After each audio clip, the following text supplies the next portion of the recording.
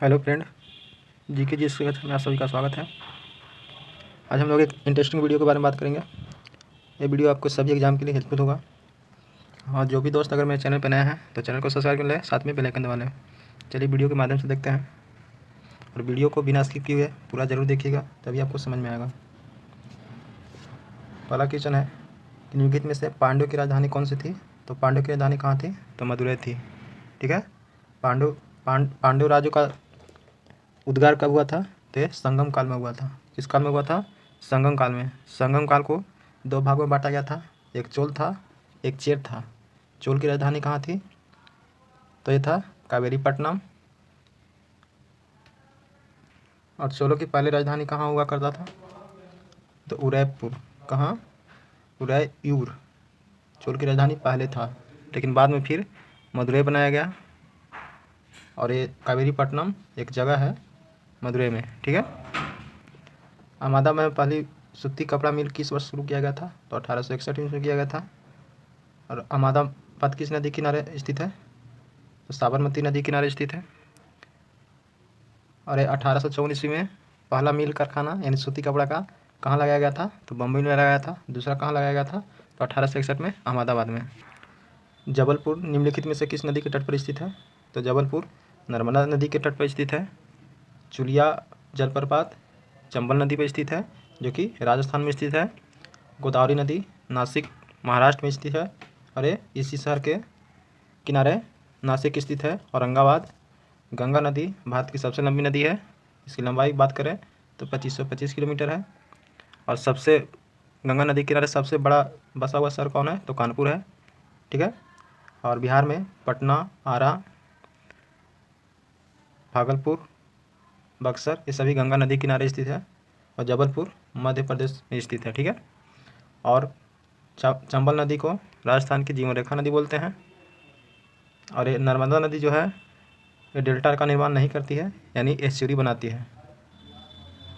भारत में सबसे प्राचीन बृहत स्तरीय उद्योग कौन सा है? तो सूती वस्त्र है, यानी सूती वस्त्र के कारखानों में सबसे अधिक मात्रा में लोगों का रोजगार मिलता है। और ये सूती वस्त्र मिल सबसे पहला कहाँ लगाया गया था? तो अभी इसके पहले ही क्वेश्चन बताए हैं, 1854 ईस्वी में कहाँ लगाया गया था? तो बम्बई में। दूसरा कहाँ लगा था? 1861 ईस्वी में अहमदाबाद में। और लौह इस्पात की बात करें तो ये लौह इस्पात टाटा नगरी जमशेदपुर को बोला जाता है, जिसका स्थापना 1907 ईस्वी में किए थे टाटा जमशेद जी ने। और ये पटसन का मिल कब लगाया गया था? तो ये लगाया गया था 1855 ईस्वी में। कहाँ लगाया गया था? तो कोलकाता में। कोलकाता के अगर जगह का नाम पूछेगा तो रिसरा। कौन सा जगह? रिसरा में। और कागज़ का मिल का फैक्ट्री कब लगाया गया था? तो 1879 ईस्वी में। कहाँ लगाया गया था? तो लखनऊ में। ठीक है। और दूसरी कागज़ की फैक्ट्री कहाँ लगाया गया था? तो ये पश्चिम बंगाल में लगाया गया था, टीटागढ़ में, 1881 ईस्वी में। ठीक है। तो पहली कहाँ लगाया गया था? लखनऊ में। कब लगाया गया था? तो 1879 ईस्वी में। दूसरा कहाँ लगाया गया था? पश्चिम बंगाल में, 1881 ईस्वी में। केंद्र सरकार की आय का सबसे बड़ा स्रोत क्या है? तो ये जीएसटी है। जीएसटी से केंद्र सरकार को सबसे अधिक मात्रा में लाभ होता है। 2020-21 के आंकड़ा के अनुसार 28% राजस्व जो है जीएसटी से प्राप्त हुआ है। ठीक है। और इसमें टोटल जीएसटी अभी वर्तमान में 29% प्राप्त हुआ है। पहले क्या था? तो पहले उत्पाद कर था, लेकिन अब जीएसटी हो गया है। जीएसटी को सन 2017 ईस्वी में लाया गया था। ठीक है। भारतीय रेड क्रॉस सोसाइटी की स्थापना किस वर्ष हुई थी? तो 1920 ईस्वी में हुई थी। किस वर्ष हुई थी? 1920 ईस्वी में।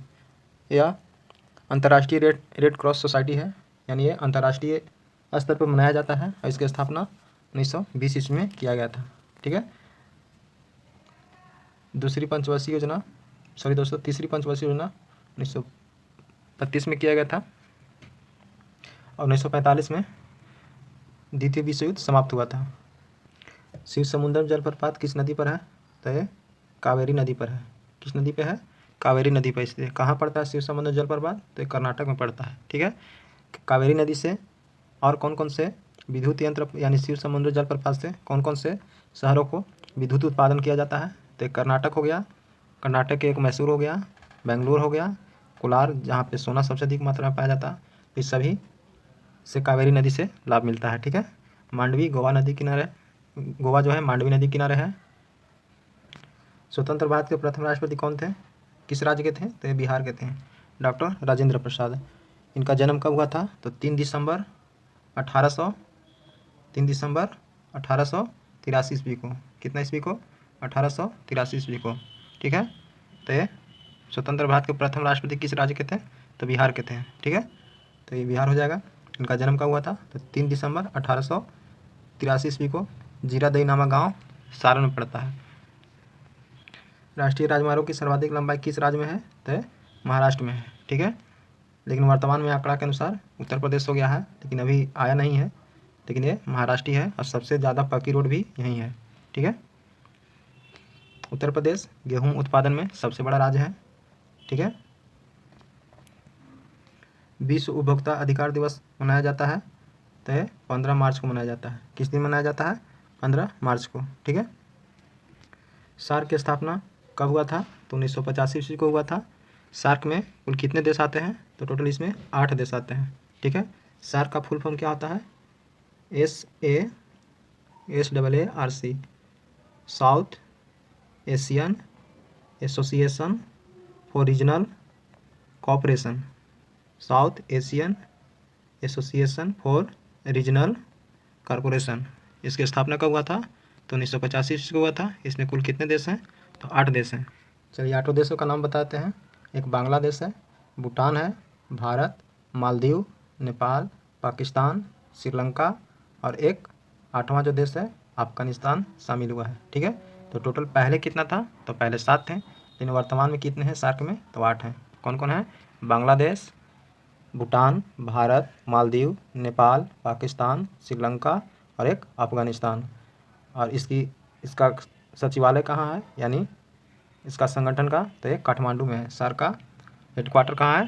तो काठमांडू नेपाल में पड़ता है, वहीं इसका है। और 1982 ईस्वी को किसका संगठन किया गया था? तो नाबार्ड की स्थापना किया गया था। इसका? नाबार्ड का। अशोक के शासनकाल में बौद्ध सभा किस नगर में आयोजित की गई थी? तो पाटलिपुत्र में की गई थी। ये बौद्ध धर्म की तीसरी जनसभा थी। अब चलिए बौद्ध सभा का आयोजन जो हुआ था उसका हम बताते हैं। ट्रिक RBP के याद रखिएगा, इसे कभी नहीं भुलाइएगा। R से हो गया राजगीर, प्रथम बौद्ध संगीति। दूसरा हो गया वैशाली। ठीक है, ये दूसरी बौद्ध संगीति। P से हो गया पाटलिपुत्र, ये तीसरी बौद्ध संगीति हुआ था। और K से हो गया कुंडलवन यानी कश्मीर, ये चौथी बौद्ध संगीति हुई थी। तो टोटल बौद्ध संगीति कितनी हुई थी? 4 हुई थी। ठीक है। तो तीसरी कहाँ हुई थी? पाटलिपुत्र में हुई थी। पहला कहाँ हुई थी? तो राजगीर में हुई थी। ठीक है। और इसमें चौथी बौद्ध संगीति जो हुई थी कुंडलवन कश्मीर में, वो कितने ईस्वी में हुई थी? तो 101 ईस्वी में हुई थी। ये आपको कहीं भी बुक में नहीं मिलेगा, कहीं कहीं हाई लेवल का बुक पढ़िएगा उसमें यही ईस्वी डिनोट किया गया है। ठीक है। तो कहीं की 100 भी देता है और कहीं कहीं 101 देता है, तो ऐसे एग्जैक्ट 101वीं ईस्वी है। ठीक है। तो चौथी बौद्ध संगीति कितने ईस्वी में हुआ था? तो 101 ईस्वी में हुआ था। कहाँ हुआ था? तो कश्मीर में हुआ था। ठीक है। और किसके शासनकाल में हुआ था? तो उस समय कनिष्क था। और तीसरी बौद्ध संगीति अशोक के समय पाटलिपुत्र में हुई थी। सुंग वंश के बाद किस वंश ने भारत पर राज किया था? तो कण्व वंश ने राज किया था। सुंग वंश के बाद भारत पर कौन राज किया था? तो कण्व वंश। सुंग वंश का शासनकाल कब से रहा था?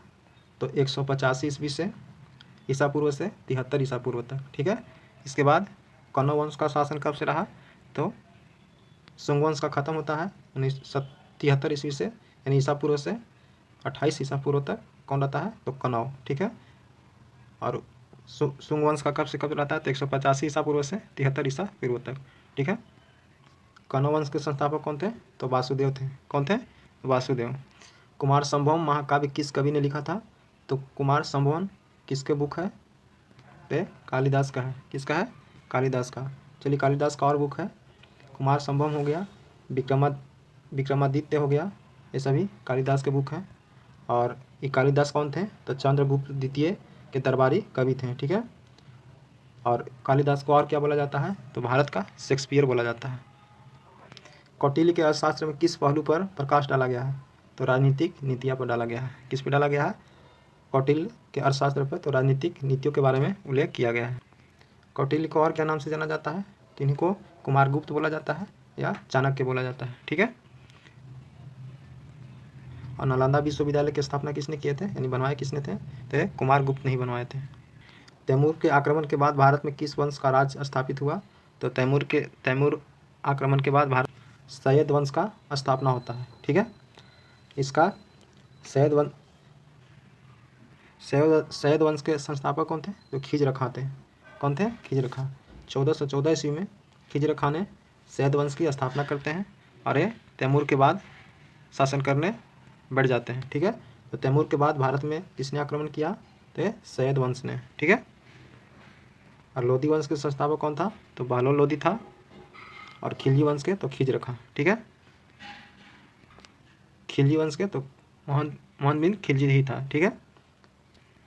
निम्नलिखित में से किस सुल्तान के दरबार में सबसे अधिक गुलाम थे, बताइए, तो फिरोज शाह तुगलक के समय में सबसे ज़्यादा गुलाम थे। ठीक है।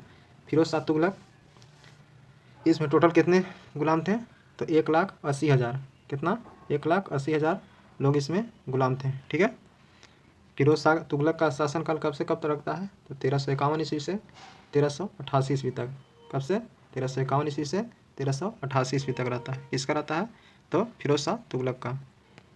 फिरोज शाह तुगलक ने एक विभाग बनाया था जिसे दीवान बदगान के नाम से जाना जाता था। यह दासों के लिए एक विभाग था। ठीक है। और लॉ एंड रक नीति का प्रयोग बलबन ने किया था। निम्नलिखित में से किस मुगल बादशाह ने अंग्रेजों को उनके व्यापार में मदद करने के लिए एक महत्वपूर्ण फरमान दिया था, तो ये फर्रुखसियार था। कौन था, फर्रुखसियार। फर्रुखसियार ने सन 1717 ईस्वी में अंग्रेजों के द्वारा जॉन सरमन के नेतृत्व में एक दूत मंडल भेजा था जो फर्रुखसियार के दरबार में आया था। ठीक है। और फर्रुखसियार ने दूत मंडल में विलियम हैमिल्टन नामक सर्जन और ख्वाजा सेहूदी नामक आर्मेनियन को दुशासी में शासन किया था, यानी उसको शामिल कर लिया था और उसको व्यापार करने के लिए मदद किया था। तो किसने किया था, तो फर्रुखसियार ने। निम्नलिखित में से किस सुल्तान ने बेरोजगारों को रोजगार दिलवाया, तो फिरोज शाह तुगलक ने। किसने, फिरोज शाह तुगलक ने। फिरोज शाह तुगलक का शासनकाल कब से कब रहता है, तो 1351 ईस्वी से 1388 ईस्वी तक। ठीक है। इसी के शासनकाल में सबसे अधिक लोग गुलाम थे। कितने लोग गुलाम थे, 1,80,000। कितने, 1,80,000। फिरोज शाह तुगलक ने और क्या काम किए हैं, तो इन्होंने हिसार शहर फिरोजाबाद, जो चूड़ियों के लिए प्रसिद्ध है, उत्तर प्रदेश में पड़ता है, जौनपुर, फिरोजपुर नगरों को स्थापना किए थे। किसने, फिरोज शाह तुगलक ने। और शेरशाह सूरी का मकबरा कहाँ है, तो बिहार के सासाराम में स्थित है। 1857 के विद्रोह को किस उर्दू कवि ने देखा था, तो किसने देखा था, तो मिर्जा गालिब ने देखा था। ठीक है। मिर्जा गालिब ही एक व्यक्ति थे जिन्होंने 1857 ईस्वी को विद्रोह को उर्दू कवि के रूप में देखा गया था। तो एक कौन थे, उर्दू कवि थे।